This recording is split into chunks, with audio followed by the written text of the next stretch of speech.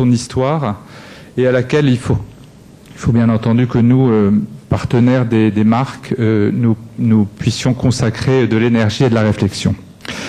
Donc je vais vous dire quelques mots pour me présenter et présenter l'IFOP, le groupe IFOP. Donc IFOP en France, c'est une société qui est très connue puisque nous sommes connus par plus de 90% des Français connaissent l'IFOP. L'IFOP a été créé en 1938, c'est la plus vieille société d'études quasi européenne et on a des études qui remontent à l'avant-guerre, ce qui nous donne, avant la guerre, des études qui sont assez marrantes sur l'opinion des Français sur la guerre, etc.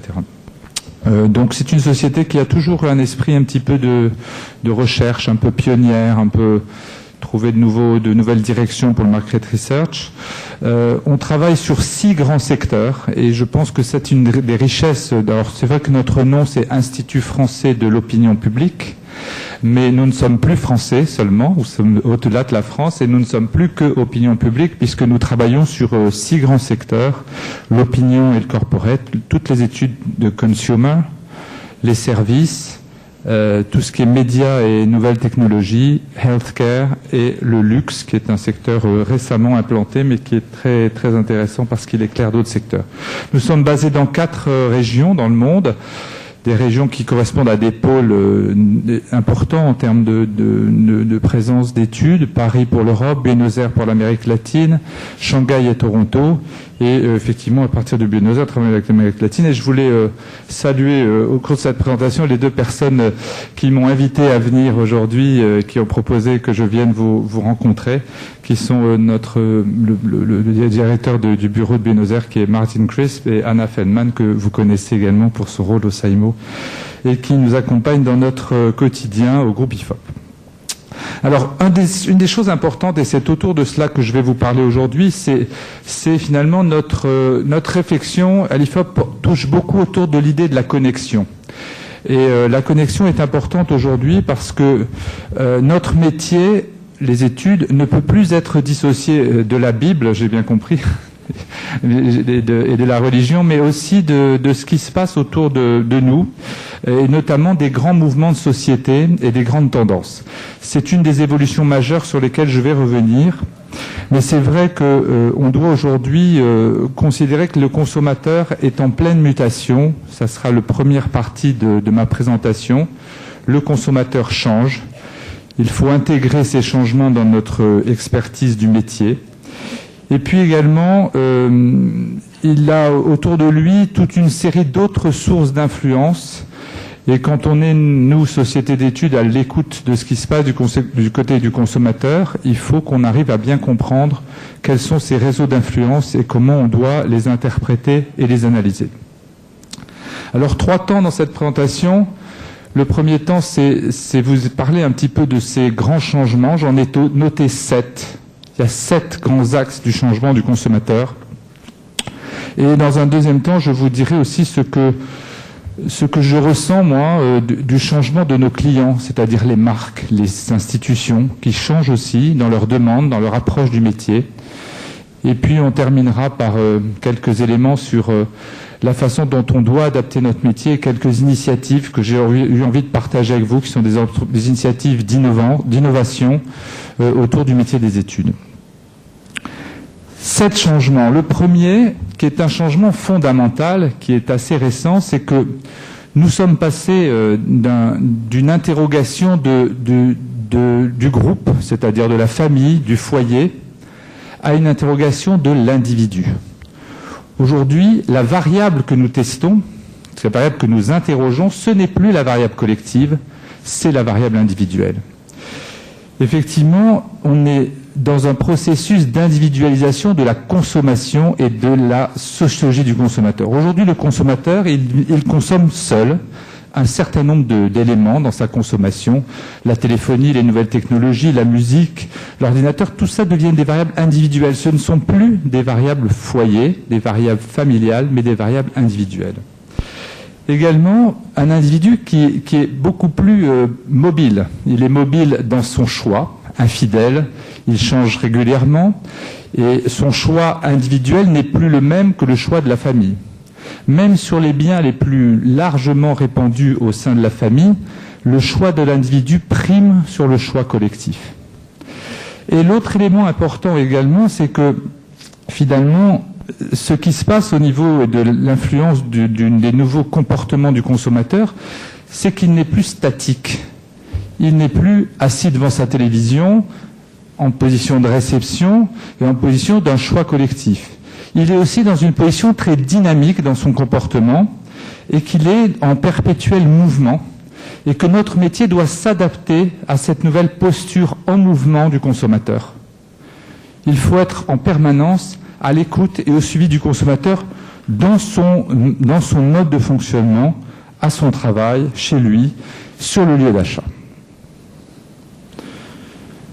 Deuxième grand élément, c'est que nous sommes passés d'un consommateur assez homogène, un consommateur qui se ressemblait. En France, on disait par exemple, je pense qu'on disait la même chose en Argentine, la ménagère de 50 ans, de moins de 50 ans. Aujourd'hui, cette notion du consommateur unique, elle a totalement changé.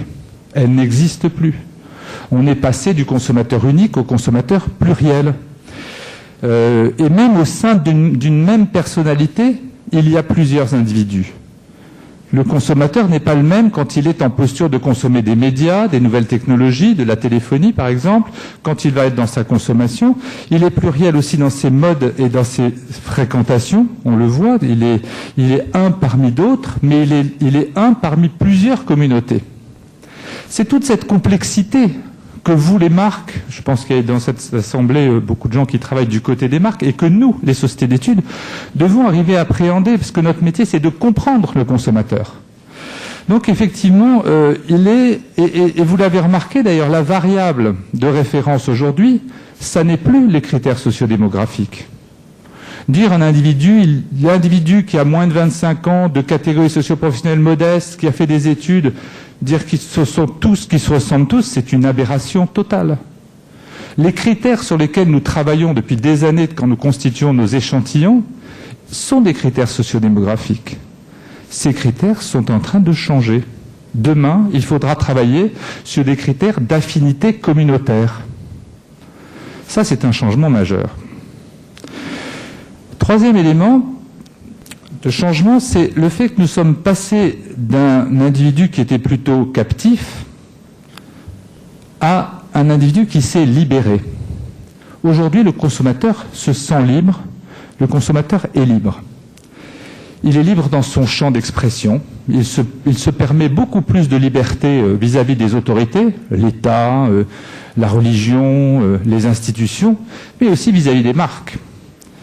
Il a la liberté de l'expression, il peut parler, il peut dire ce qu'il pense, la liberté du choix, puisque vous lui avez donné, en tout cas les marques lui ont donné beaucoup de choix avec l'hyperconsommation, l'hyperchoix. Il a aujourd'hui le sentiment qu'il est un peu le roi, et il a une liberté d'action. Il est beaucoup moins contraint qu'avant. Il est hyper informé, ça c'est pas nouveau, il est de plus en plus hyper informé. Et puis il a, par nécessité, ou enfin maintenant créer une espèce de situation de méfiance. Donc il faut tout le temps le convaincre. Et il est tombé également dans une relation très différente. Il n'accepte plus la relation de verticalité, c'est-à-dire la relation où la marque, l'institution, donne un ordre et domine le consommateur. Il est aujourd'hui dans une relation beaucoup plus horizontale avec les marques, une relation de partage, d'équilibre. Et finalement, cette nouvelle liberté du consommateur, forcément, elle va impacter notre travail, nous, quand on va chercher à le comprendre. Quatrième élément, je dirais que cet élément, il est fondamental, c'est la nouvelle posture du consommateur qui est passée d'une certaine forme d'isolement, en tout cas de solitude, ou en tout cas de communication limitée, à une connexion permanente. Aujourd'hui, le consommateur, il est tout le temps connecté. Il est hyper connecté. Du matin au soir. Regardez le temps que passent les enfants, mais aujourd'hui les adultes, les adolescents, sur le net, on dit à 4 heures par jour. une connexion permanente, une connexion instantanée. À tout moment, on peut vérifier quelque chose, aller sur le net, et on est connecté à tout moment. Qui n'a pas son téléphone pour aller sur Internet, pour regarder la télévision? On est vraiment dans une hyperconnexion, et on est aussi dans une duplicité, c'est-à-dire qu'on est ici et là en même temps. Le consommateur, il peut être à la fois connecté à un endroit, au téléphone à un autre, regarder la télévision, donc il est connecté et multi-connecté. Et en plus, il est connecté avec sa communauté. Et ça, c'est une nouveauté. C'est-à-dire qu'avant, on était connecté avec la télévision. C'était la télévision de tout le monde. Aujourd'hui, on est connecté avec sa communauté d'affinité. Donc, ça crée effectivement une toute autre relation à la frontière, une toute autre relation à la communication avec les autres, et finalement, un contexte beaucoup plus global d'hyperconnexion. Élément que nous ne pouvons plus ignorer quand nous allons interroger les consommateurs. On ne peut pas ignorer cette notion d'hyperconnexion. L'autre caractéristique également, et là je pense que l'influence du Web 2.0 a été décisive sur cette mutation du consommateur qui était finalement un consommateur récepteur. On lui envoyait de l'information, on lui envoyait des produits, on le mettait face à des linéaires en distribution. Aujourd'hui, le consommateur est passé de récepteur à acteur. Et cet élément de changement, il est décisif dans la relation qu'il va avoir avec ce que les marques émettent. Donc il est effectivement dans l'idée d'avoir acquis un pouvoir, qui est un pouvoir de l'information qu'il va diffuser lui-même, et puis une volonté d'agir. Et d'agir en étant reconnu et, d'une certaine manière, valorisé par les marques qui vont le faire participer. Donc son influence, son impact vis-à-vis des autres, parce qu'il est devenu finalement un opinion leader, ce sont des éléments aussi qui sont le quotidien des consommateurs et des individus, en fait. Plus nous allons avancer, plus l'influence des consommateurs, le C2C, le consumer to consumer, va prendre une importance décisive. Les marques ne peuvent plus ignorer ce qui se passe sur les réseaux sociaux. Les marques ne peuvent plus ignorer la capacité. Je me souviens, il y a 7-8 ans, on avait parlé de l'affaire de Nike. Je ne sais pas si vous vous souvenez, Nike ou à l'époque on ne disait pas les blogueurs, on disait les internautes.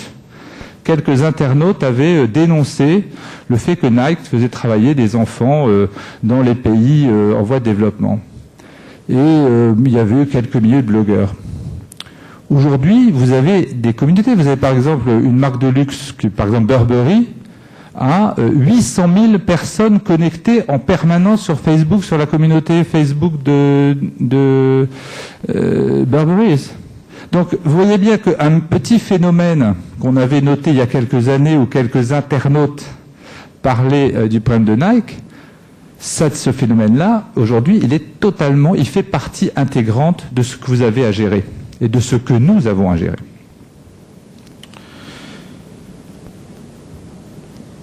Autre élément, c'est le rapport au temps. Le rapport au temps. Je pense qu'il y a quelques années, quand on parlait de la temporalité, des durées de consommation, durée de vie des produits, durée de décision, toute l'approche un petit peu d'installer le consommateur dans un temps qui était plus ou moins long selon le cycle des décisions et de vie des produits, cette notion-là, elle est totalement disparue. Aujourd'hui, on est dans l'immédiateté. On est dans un consommateur face à un consommateur pressé. Pressé parce qu'il est dans la communication immédiate. Il veut un prix, il va tout de suite l'avoir. Il veut choisir la marque qu'il veut trouver, il va tout de suite aller chercher.